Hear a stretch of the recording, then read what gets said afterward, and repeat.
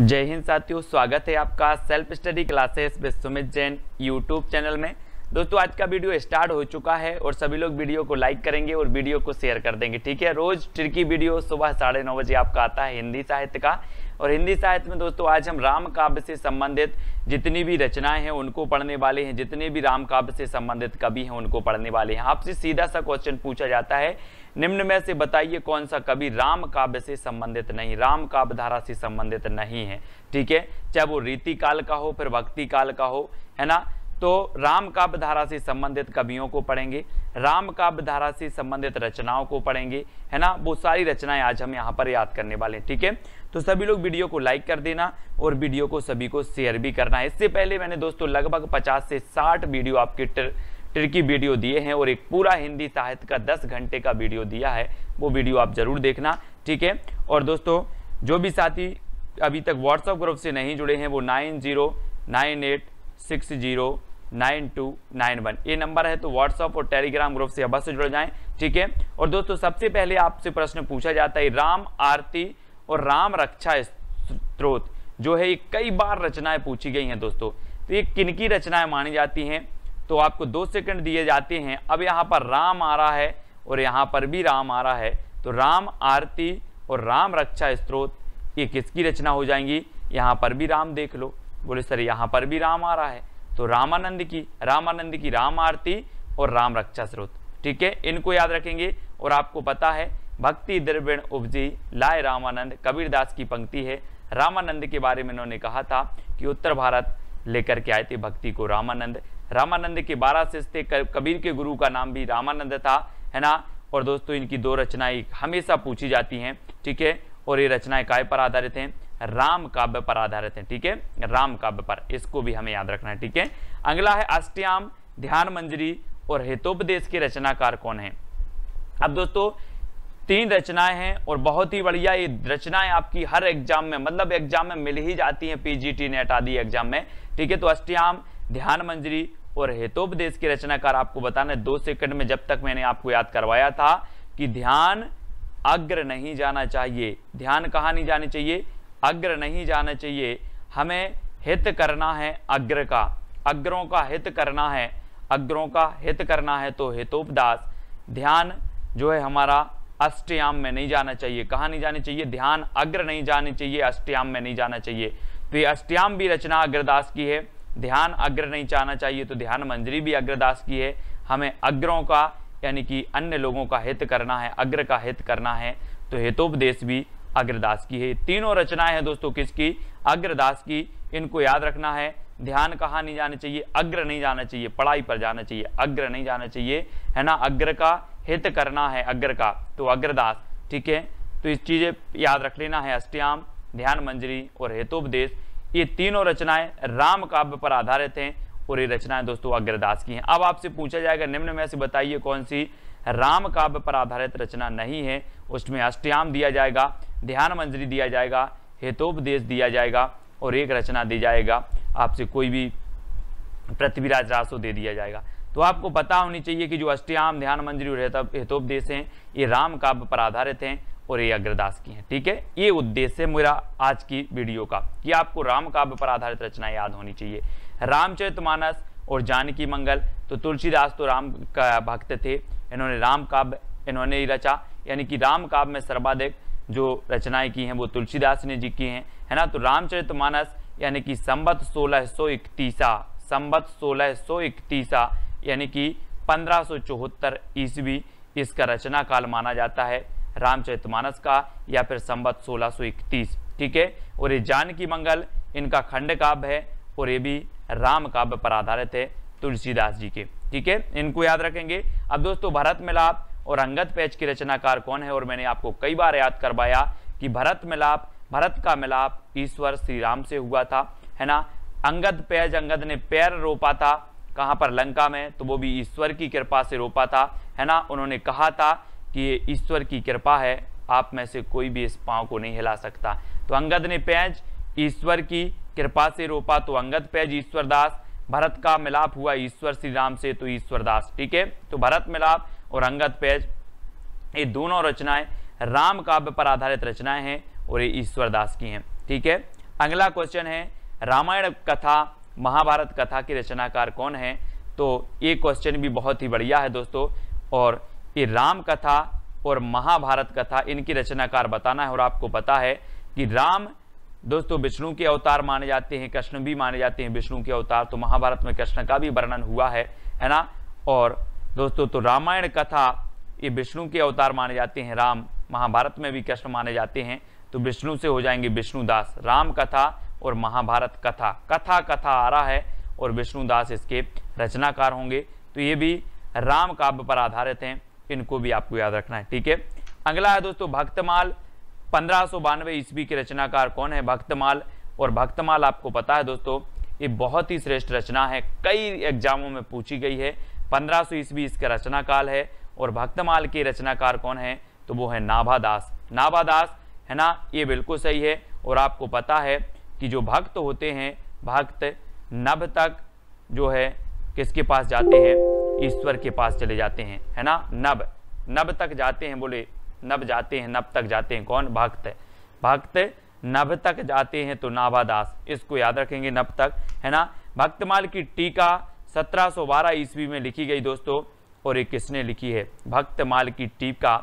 और आपको पता है कि भक्तों को सबसे ज्यादा प्रिय होता है टीका, भक्तों को सबसे ज्यादा प्रिय होता है टीका, और भक्त जो होते वो टीका लगाए रहते हैं, आपने देखा होगा। तो भक्तों को प्रिय क्या रहता है? टीका। तो भक्तों को से बनेगा भक्तमाल, और टीका प्रिय रहता है तो भक्तमाल की टीका, और प्रिय रहता है तो प्रियादास। भक्तों को क्या रहता है? प्रिय, टीका, तो प्रिय रहता है तो प्रियादास ने भक्तमाल की टीका लिखी 1712 ईस्वी में, ठीक है, प्रियादास। और ये भी राम काव्य पर आधारित मानी जाती है। रामचंद्रिका 1601 ईस्वी के रचनाकार कौन है? रामचंद्रिका। और दोस्तों आपको पता है कि राम के केस चंद्रिका से चमक रहे, राम के केस चंद्रिका से चमक रहे, तो रामचंद्रिका है ना, चंद्रिका से चमक रहे तो रामचंद्रिका, और क्या चमक रहे? केस, तो केशव दास की ये रचना है ना, ये चीज भी याद रखना है। और ये 1601 ईस्वी की रचना राम काव्य पर आधारित मानी जाती है, ठीक है, ऐसे याद रखेंगे। कवित्र रत्नाकर 1644 ईस्वी के रचनाकार कौन है? कवित्र रत्नाकर आपको पता है मूलतः सेनापति जो माने जाते हैं वो रीति काल के कवि माने जाते हैं, लेकिन इनकी रचना एक कवित्र रत्नाकर है, और ये राम काव्य पर आधारित रचना मानी जाती है, ये याद रखना है, ठीक है। और हम सेना को क्या मानते हैं? सेना हमारी बोले रतन है, रतन, तो ये रतन आ रहा है कवित्र रत्नाकर। रतन कौन है? रतन के समान सेना, तो ये रचना भी किसकी होगी? सेनापति, और इसका काल है 1644 ईस्वी, ठीक है। अगला है रामायण महानाटक 1610, ये प्रबंध काव्य माना जाता है, कई बार पूछा गया है। रामायण महानाटक जो है ये किस प्रकार का काव्य है? तो ये प्रबंध काव्य है, ये भी याद रखना है। 1610 इसका रचना काल है, ये भी याद रखना है, ठीक है। और ये किसकी रचना है? तो ये प्राणचंद्र चौहान की। बोले सर रामायण तो हमारी क्या है? प्राण है, रामायण हमारी प्राण है, तो रामायण महानाटक की रचनाकार प्राणचंद्र चौहान, और ये राम काव्य पर आधारित है, ठीक है, राम काव्य पर आधारित है, इनको याद रखेंगे, ठीक है। अगला हनुमान नाटक 1623 ईस्वी के रचनाकार कौन है? और दोस्तों है ना, हनुमान ने कहा था कि मेरा हृदय चीर के देख लो, राम और सीता मेरे हृदय में विराजमान है। किसने कहा था? हृदय राम, बोले हृदय में राम है, किसने? हनुमान ने। तो हनुमान नाटक रचना किसकी हो जाएगी ये दोस्तों? कौन हो जाएंगी? हृदय राम, हृदय राम की, क्योंकि हृदय में राम है, ये किसने कहा था? हनुमान जी ने। तो हनुमान नाटक हृदय राम, इसका रचनाकाल 1623 ईस्वी, ठीक है, यानी आ नंबर आपका बिल्कुल सही है। राम रासो 1618 और अध्यात्म रामायण 1624 ईस्वी के रचनाकार कौन है? दोस्तों ये भी राम काव्य पर आधारित हैं, है ना। राम रासो 1618 और अध्यात्म रामायण, है ना। राम राम तो आ रहा है तो राम काव्य तो हो ही जाएगा, और इसके जो रचनाकार हैं दोस्तों वो कौन है? वो है माधव दास चारण, माधव दास चारण, यानी बी नंबर आपका बिल्कुल सही होगा। राम रासो 1618 ईस्वी का है और अध्यात्म रामायण 1624, और ये माधव दास चारण, ठीक है, तो याद रखना है ना, इनको याद रखेंगे। बी नंबर आपका बिल्कुल सही है। पौरुष से रामायण के रचनाकार कौन है? और पुरुष की बात हो रही यहाँ पर, पुरुष, तो पुरुष को हम क्या बोलते हैं? नर भी बोल देते हैं, है ना, बोलते हैं ना नर, पुरुष का पर्यायवाची नर। तो पौरुष से रामायण के रचनाकार कौन होंगे? यहाँ पर देख लो, नर आएगा, बोले नर हरिदास। पौरुष को नर बोलते हैं, तो पौरुष रामायण के रचनाकार नरहरिदास, और ये भी राम काव्य पर आधारित है। ठीक है, यानी बी नंबर आपका बिल्कुल सही हो जाएगा। नेक्स्ट है हनुमान चरित 1639 की रचनाकार कौन है, और हनुमान चरित की आपको बताना है दोस्तों। और आपको पता है हनुमान की बात आई है और इनके चरित्र की बात आई है, तो बोले इनके बारे में मैं सबसे पहले बता देता हूं कि हनुमान जैसा बलशाली कोई नहीं हुआ है। आपने रामायण देखी होगी, बड़े बड़े मल्ल भी आते हैं तब भी हनुमान से नहीं जीत पाते। मल्ल आते हैं, मल्ल, तब भी नहीं जीत पाते। तो हनुमान चरित्र के रचनाकार भी कौन होंगे, बोले सर राम मल्ल पांडे। राम मल्ल पांडे, मल्ल आते हैं तो हनुमान जी से टक्कर नहीं ले पाते। तो राम मल्ल पांडे हनुमान चरित यानी 1639 ईस्वी के रचनाकाल हैं। राम काव्य पर आधारित लिखी गई ये रचना है। ठीक है, अगला है दोस्तों अवध विलास 1643 ईस्वी के रचनाकार कौन है ना, ये बताना है। और आपने वो गीत तो सुना ही होगा, बना की अवधपुरी ससुराल बराते को जय रे। तो अवध का लाल, अपन क्या बोलते, अवध का लाल, अवध का लाल, तो ये अवध के लाल हैं। और अवध विलास रचना अवध लाल दास की होगी। 1643 ईस्वी इसका रचनाकार है। ठीक है, ये चीज भी याद रखनी है। और दोस्तों आपको पता है कि जो अवध विलास है ये भी राम काव्य पर आधारित है ना, राम काव्य पर आधारित है। वीडियो को लाइक और शेयर अवश्य किया करें। रघुनाथ चरित दशावतार चरित की रचनाकार कौन है, रघुनाथ चरित और दशावतार चरित आपको पता है। रघुनाथ बोला जाता है रघुवीर श्री राम को, और श्री राम ने दोस्तों जब शिव जी का बाण तोड़ा था, बाण उठाया था, है ना, तो परशुराम वहां पर पहुंच गए थे। और परशुराम को पता नहीं था रघुनाथ के चरित्र का। किसको पता नहीं था, बोले सर रघुनाथ के चरित्र का पता नहीं था परशुराम को, है ना। और दशावतार चरित्र ये भी परशुराम। ठीक है, परशुराम देव, ये यानी बी नंबर आपका बिल्कुल सही होगा। ऐसे याद करेंगे। अगला है रघुनाथ लीला की रचनाकार कौन है, तो रघुनाथ की लीला बहुत अपरंपार है। और जब लोगों को पता चला कि ये तो रघुनाथ हैं और इनकी लीला अपरंपार है, तो बोले ये तो जगत के नाथ हैं। जगत के नाथ हैं कौन, बोले जगन्नाथ ही हैं। ये तो रघुनाथ की लीला का पता चला और लोगों ने बोला कि ये तो जगन्नाथी हैं, जगन्नाथी। तो रघुनाथ लीला के रचनाकार माधव दास जगन्नाथी हैं। और ये रचना भी किसकी है, राम काव्य पर आधारित है। दोस्तों ये भी याद रखना है। नेक्स्ट है आनंद रघुनंदन की रचनाकार कौन है, और आपको पता है कि रघुनंदन की अगर दर्शन हो जाएं तो आनंद आ जाता है। बोले सर भारत के लोगों को ही आनंद नहीं आता, पूरे विश्व को लोगों को रघुनंदन के दर्शन हो जाएं तो आनंद आ जाता है। तो आनंद रघुनंदन विश्व के लोगों को आनंद आ जाता है, रघुनंदन के दर्शन मिल जाए। किसके लोगों को, विश्व के, तो विश्वनाथ से हैं जू की ये रचना है आनंद रघुनंदन। अब याद रखना कि आनंद आ जाता है, रघुनंदन के दर्शन हो जाएं तो विश्व के लोगों को, तो विश्वनाथ सहजू। ठीक है, इस प्रकार से योग चिंतामणि और आनंद भास की रचनाकार कौन है दोस्तों, योग चिंतामणि और आनंद भास रामानंद, परशुराम देव, माधव दास या फिर जगन्नाथी या विश्वनाथ सिंह। तो आपको पता है कि योग चिंतामणि है ना, आनंद भास, राम आरती और राम रक्षा स्रोत जो रचनाएं हैं ये रामानंद की हैं। योग चिंतामणि भी है, आनंद भाष्य भी इनकी रचना है रामानंद जी की। इनको याद रखेंगे दोस्तों, इनके 12 शिष्य थे, प्रमुख 12 शिष्य थे रामानंद जी के, इनको भी याद रखेंगे। ठीक है, अब आपको बताना है दोस्तों उपखाड़ा बाबनी की रचनाकार कौन है। ये आपको लग रहा होगा कि ये नई रचना है, राम काव्य पर आधारित है उपखाड़ा बाबनी। और ये रचना जो होगा वो किसकी होगी, ये अग्रदास की है। उपखाड़ा बाबनी, ठीक है, किसकी है, अग्र की, यानी कि बी नंबर आपका बिल्कुल सही होगा। ठीक है, अब लो नसानी अब ना नसे हो, ये पंक्ति किसकी है दोस्तों। अब 4 विकल्प में थोड़ा सा आपको बता दूं कि तुलसीदास जी की पत्नी का नाम था रत्नावली। ठीक है, और तुलसीदास जी दोस्तों रत्नावली से बहुत प्रेम करते थे। एक बार क्या हुआ कि तुलसीदास जी इनकी पत्नी मायके गई, तुलसीदास जी को अच्छा नहीं लग रहा था। तुलसीदास जी निकल पड़े मायके जाने के लिए पत्नी के। पानी गिर रहा था और बहुत अंधेरी रात थी, नदी नाले चढ़े थे, मतलब उफान पर थे। तो इन्होंने दोस्तों किसी भी कैसे भी करके पहुंच जाते हैं वहां पर। ठीक है, कहां पर, रत्नावली के पास में। तो रत्नावली दोस्तों इनसे कहती है कि लाज न लागत आपको दौरे आयुत साथ धिक धिक ऐसे प्रेम को कहाँ कहो ए नाथ। किसने कहा? रत्नावली ने इनसे कहा। तो इनको क्या हो गया दोस्तों, वहीं से इनको और भी 2-4 बातें वहां से कहीं, और वहां से जो इन आए तुलसीदास, और उनको वैराग्य हो गया, वैराग्य हो गया, और उन्होंने कहा कि अब लो नसानी अब ना नसे हो। हे भगवान, अभी तक जो जिंदगी थी मैंने बहुत खराब कर दी, लेकिन अब मैं खराब नहीं करूंगा। ये पंक्ति आपको समझ में आ गई होगी कि अब लो नसानी अब ना नसे हो, ये पंक्ति किसकी है? तो ये पंक्ति किसकी? तुलसीदास जी की। ठीक है, तुलसीदास जी की है। अब दोस्तों यहीं से लेना तुलसीदास जी की कि इनको वैराग्य हुआ है। जितनी भी पंक्तियां होंगी इसी पर मैं आपको याद करवाऊंगा। ठीक है, तो याद रखना, केशव कही ना जाई का कहिए। अब केशव दास जी से मिले तुलसीदास जी और कहा कि केशव कही ना जाए का कहिए। बोले क्या हो गया भाई? बोले अब क्या बताएं, तुम्हारी भाभी ने क्या कर दिया है?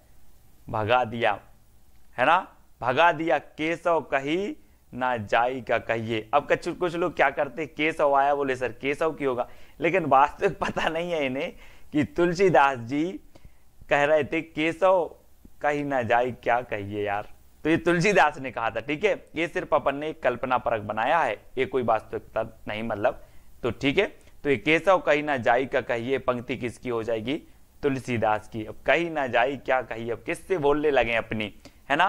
तो ये तुलसीदास की, यानी कि आ नंबर आपका बिल्कुल सही हो जाएगा। ठीक है, फनी वे में याद करेंगे, अर्थ पे बिल्कुल नहीं जाना पंक्ति के, है ना? संबत 1631 करो कथा हरियद धारी सीसा। दोस्तों आपको पता है कि संबत 1631 में रामचरितमानस की रचना हुई, यानी कि 1631 में से 57 वर्ष घटा दो तो आपका 1574 ईस्वी आ जाता है।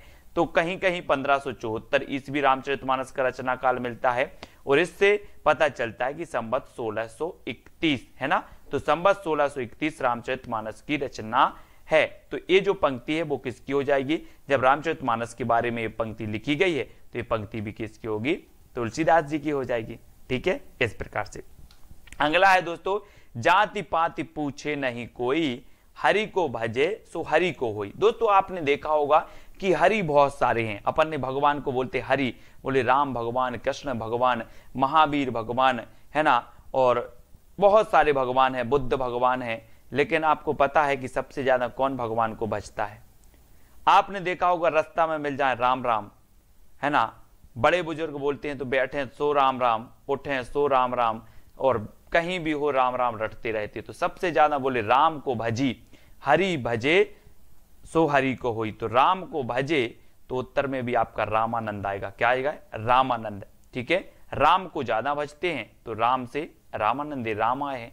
तो जाति पाति पूछे नहीं कोई, हरि को भजे सो हरि को होई, है ना। कोई भी हो, चाहे जाति पाति कोई भी हो, सब लोग राम राम भजते हैं। जो कोई मिले राम राम बोले राम राम, है ना। तो राम राम से रामानंद, और भक्ति द्रविण उपजी लाए रामानंद। ये कबीर ने पंक्ति कही थी दोस्तों कि जो भक्ति है इसका उदय दक्षिण में हुआ था और उत्तर में लाने का श्रेय रामानंद को था। ठीक, तो ये जाति पाति पूछे नहीं कोई, हरि को भजे सो हरि को होई, ये रामानंद की पंक्ति हो जाएगी। रामचंद्र की चंद्रिका वर्णत हो बहुछंद। अब बताओ दोस्तों, ये रामचंद्र की चंद्रिका, तो यार रामचंद्रिका और रामचंद्रिका के रचनाकार कौन है? बोले सर केशवदास। तो ये पंक्ति भी किसकी होगी? केशवदास की होगी, यानी कि सी नंबर आपका बिल्कुल सही हो जाएगा।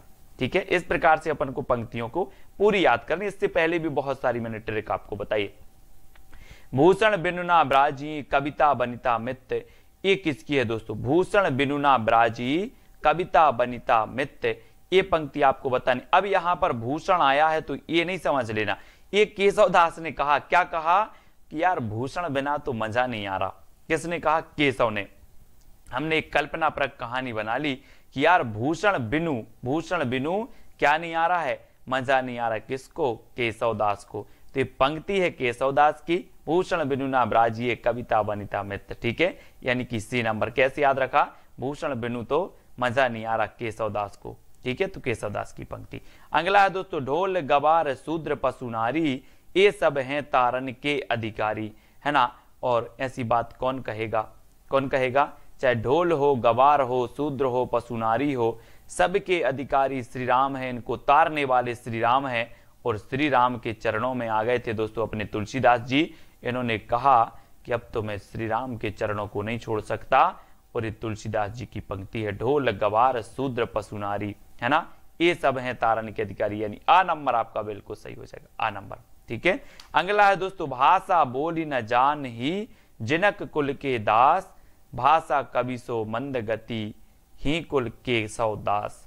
तो आपको पता है यहाँ पर केशव दास आएगा, कुल के केशव दास, तो एक केशव दास आया, यहाँ पर आपको केशव दास ही लगाना है, सा नंबर। आपको पता है दोस्तों भक्ति काल और रीति काल दोनों के कवि माने जाते केशव दास, है ना। इनकी रामचंद्रिका भक्ति परक रचना मानी जाती है, भक्ति काल की मानी जाती है। ठीक है, तो सा नंबर आपका बिल्कुल सही हो जाएगा।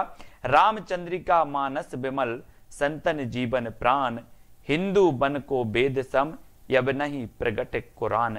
ये रचना किसकी हो जाएगी दोस्तों? आपको पता है कि रामचरितमानस विमल संतन जीवन प्राण। आपको पता है दोस्तों कि जो रामचरितमानस है, जो कुरान है, ये संतों को, ये व्यक्तियों को सिखाती है कि जीवों पर रहम करो, है ना, दूसरों पर रहम करो। तो क्या सिखाती है? रहम करो सिखाती है। बोले सर संतन जीवन, संतन के जीवन की तो प्राण है रामचरितमानस, है ना, ये सिखाती है कि रहम करो। तो ये पंक्ति भी किसकी हो जाएगी? किसकी होगी? जल्दी से आपको बताना है, 4 विकल्प हैं आपके सामने और ये पंक्ति हो जाएगी आपकी किसकी? रहीम दास की। क्या सिखाती है रामचरितमानस? रहम करो, तो राम रहीम की हो जाएगी। ठीक है, इस प्रकार से। अगला है दोस्तों, लाज न लागत आपको दौरे आयत साथ, धिक धिक ऐसे प्रेम को कहां कहो मैं नाथ। ये पंक्ति जो है ये किसके बारे में कही गई है, किसके लिए कही गई है, ये चीज बतानी है। तो ये पंक्ति रत्नावली ने ही कही है दोस्तों। किसके बारे में कही है? तुलसीदास जी के बारे में कही है कि लाज न लागत आपको दौरे आयुत साथ, धिक धिक ऐसे प्रेम को कहां कहो मैं नाथ। ये रत्नावली ने कहा है तुलसीदास जी के बारे में। और तुलसीदास सब छोड़ छाड़ के निकल जाते हैं, है ना। फिर कई चित्रकूट के घाट पर भई संतन की भीड़, तुलसीदास चंदन घिसे तिलक देत रघुवर। ऐसी भक्ति की कि तुलसीदास चंदन घिस रहे थे और तिलक कौन दे रहा था? रघुवीर, है ना। तो ये पंक्ति भी किसकी है? लाज न लागत रत्नावली ने तुलसीदास जी के बारे में कही है। नौमी भैम बार मधुमासा, अवधपुरी यह चरित प्रकाशा। आपको पता है दोस्तों कि अवधपुरी बोलते ना कि अवधपुरी ससुराल, राम जी की ससुराल थी अवधपुरी। एक बुंदेलखंडी में बहुत अच्छा गाना मैं आपको सुना रहा हूं बुंदेलखंडी भाषा में। बना की अवधपुरी ससुराल बराते को जय रे। ये दोस्तों बुंदेलखंडी में बहुत अच्छी लगती है। और नौमी भैमबार मधुमासा, अवधपुरी यह चरित प्रकाशा। ये भी पंक्ति किसकी हो जाएगी? तुलसीदास की। ये पंक्ति राम से संबंधित है और राम काव्य के श्रेष्ठ कवि हैं तुलसीदास। तो ये तुलसीदास जी की पंक्ति हो जाएगी। ठीक है, अगला है केशव केसनी अस करी ब्रहु जस ना कराही। ये पंक्ति बतानी है। तो केशव केसनी, है ना, तो केशव केसनी यानी दोस्तों, और दो ये केशव आ गया 2 बार, तो ये केशव से आप केशवदास ही लगा देना, यानी कि सा नंबर आपका सही हो जाएगा। ठीक है, ए नंबर। ठीक है, सी नंबर आपका सही होगा। तुलसी गंग दुबई भय सुखबिन के सरदार, इनके काव्यन में मिली भाषा विविध प्रकार। दोस्तों इनके काव्यों में भाषा विविध प्रकार की मिली। बोले कैसी भाषा मिली? ऐसी भाषा मिली, ऐसी भाषा मिली, ऐसी सरल भाषा मिली कि भिखारी भी समझ जात, भिखारी भी समझ जात है। बोलिए तो आप तुलसीदास जी का दोहा बोल रहे हो। ऐसी भाषा मिली दोस्तों। आप भिखारी के सामने बोल देना कि कोई भी दोहा बोल देना तो भिखारी समझ जाएगा आप तो तुलसीदास जी की भाषा बोल रहे हो। तो ऐसी भाषा मिली कि भिखारी भी समझ जाते, भाषा विविध प्रकार की। तो भिखारी से बनेगा ये भिखारी दास की पंक्ति हो जाएगी। और ये तुलसी जी के बारे में इन्होंने कहा है। तो भाषा विविध प्रकार, काव्यन मिली भाषा विविध प्रकार। तो ये भाषा विविध प्रकार को समझ लेना। बोले सर भाषा विविध प्रकार की मिली, सरल भी मिली, कठिन भी मिली, लेकिन बहुत अच्छी मिली जो भिखारी भी समझ जाते, यानी कि भिखारी दास। ठीक है, याद रख लेना। तुलसीदास जी जितने भी कवि हुए हैं भगवान के सामने गए कि भगवान मैं भिखारी हूं, मैं पापी हूं, हमें अपनी शरण में ले लो, मैंने बहुत पाप किए हैं, है ना। वैसे ही तुलसी गंग दुबे भव, इस प्रकार से। कत विद सृजी नारी जग माही, पराधीन सपनेहु सुख नाही। अब ये पंक्ति किसके बारे में होगी दोस्तों, आप बताओ कौन कहेगा, है ना। तुलसीदास जी को भगा दिया पत्नी ने, बोले कि आपको लज्जा नहीं आई, आप यहाँ चले आए। तो तुलसीदास ने कहा कि कत विद सृजी नारी जग माही, पराधीन सुख सपनेहु सुख नाही, है ना। तो ये पंक्ति किसकी हो जाएगी, ये तुलसीदास जी की हो जाएगी दोस्तों। तुलसीदास, आ नंबर आपका सही होगा कि लाज न लागत आपको दौरे आयुत साथ, धिक धिक ऐसे प्रेम को कहाँ कहो मैं नाथ। ये किसने कहा था, रत्नावली ने। तुलसीदास ने कहा कि कत विद सृजी नारी जग माही, पराधीन सपनेहु सुख नाही। और इन्होंने कहा कि संसार असार है, और जब संसार असार की भावना आ जाए तो व्यक्ति को वैराग्य हो जाता है। संसार कैसा लगने लगता है, असार, सब मोह माया है। तो ये तुलसीदास जी की है। अगला है दोस्तों, अस्थि चर्ममय देह मम, तामई जैसी प्रीत, तैसो जो श्री महम होती, ना तो भव भीत। ये पंक्ति किसकी है दोस्तों, और आपको पता है कि ये पंक्ति भी किसकी है, रत्नावली ने कही थी कि अस्थि चर्ममय देह मम, ये जो देह है ये अस्थियों की बनी है। तामे जैसी प्रीत, इसमें किस प्रकार की प्रीत, आप कितना प्रीत कर रहे हो। अगर इतनी प्रीत आप भगवान से करोगे, श्री राम से करोगे, तो इस भव सागर से तर जाओगे। बहुत तीखा प्रहार किया दोस्तों, किसके लिए, तुलसीदास के लिए। छोड़ा छाड़ा सब वहां से और निकल पड़े तुलसीदास। और ये तुलसीदास के बारे में कही किसने, रत्नावली, यानी कि डी नंबर आपका बिल्कुल सही हो जाएगा। ठीक है, रत्नावली ने कही थी, है ना। अगला है, कवि को दीनन चाहे विदाई, पूछे केशव की कविताई। अब कवि को दीनन चाहे विदाई, पूछे केशव की कविताई। तो यहाँ पर केशव आया है, तो ये पंक्ति भी किसकी हो जाएगी, केशव दास की। ठीक है, 7 नंबर हो जाएगा। ये सब इंपॉर्टेंट पंक्तियां दोस्तों, पढ़ते रहो, याद करते रहो, मस्ती करते रहो। ठीक है, अगला है, बड़ भाग मानुष तन पावा, सुर दुर्लभ सब ग्रंथ ही गावा। तुलसीदास ने कहा था कि अब लो नसानी अब न नशे हो, है ना। आपने पढ़ा है कि अभी तक तो नशा गए, अपने जीवन को खराब कर दिया, लेकिन अब खराब नहीं करने वाला। और इन्होंने कहा कि बड़े भाग मानुष तन पावा, सुर दुर्लभ सब ग्रंथ ही गावा, है ना। तो ये पंक्ति भी किसकी हो जाएगी, तुलसीदास जी की। तुलसीदास यानी डी नंबर आपका बिल्कुल सही हो जाएगा। ठीक है, अगला क्वेश्चन देखते हैं दोस्तों, बंदम गुरुपद पदम परागा। ये पंक्ति किसकी है, बंदम गुरुपद के लिए बोले अब तो अब संसार में कुछ नहीं लेना देना है, अब तो गुरु के पदम, है ना, और उन्हीं की शरण में रहना है। बंदम गुरुपद परम परागा। तो ये पंक्ति भी किसकी होगी, बंदम गुरुपद पद परागा, तुलसीदास। ठीक है, तुलसीदास की होगी। ये तुलसीदास की पंक्तियां कई बार पूछी जाती हैं दोस्तों। और इन्होंने कहा कि ईश्वर का अंश जीव अविनाशी। किसने कहा, तुलसीदास ने ही कहा है, ईश्वर अंश जीव अविनाशी।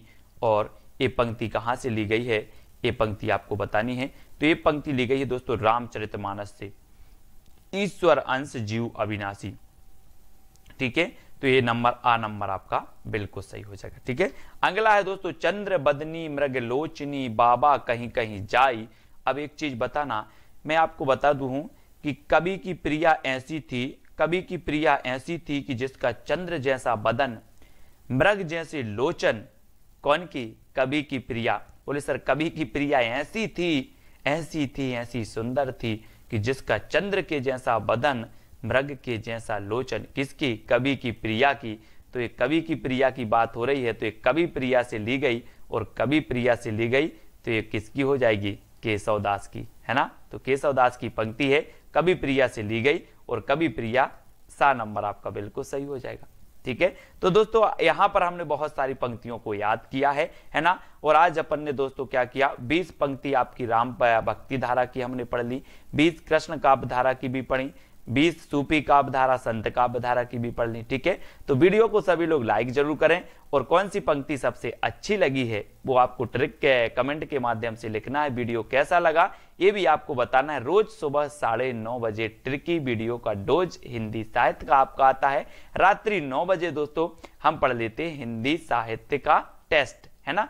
तो ये जो पंक्ति है, गोरख जगायो जोग भगति भगायो लोग, ये पंक्ति किसकी है, ये 4 विकल्प है, आपको लिखना है। ठीक है, वीडियो को लाइक करना है, और जो भी साथी अभी तक क्या नहीं व्हाट्सएप ग्रुप से नहीं जुड़ पाए हैं तो वो 9098609291 ये आपका नंबर है, इस नंबर से आप व्हाट्सएप ग्रुप से जुड़ सकते हो, ठीक है। और दोस्तों टेलीग्राम से जुड़ने के लिए आपको सर्च करना है IAS स्टडी ट्रिक और ज्वाइन हो जाना है, ठीक है। तो वीडियो को लाइक करें, शेयर करें, सब्सक्राइब करें, अपने मित्रों तक जरूर पहुंचाएं, ठीक है। तो आज के वीडियो के लिए बस इतना ही। जय हिंद।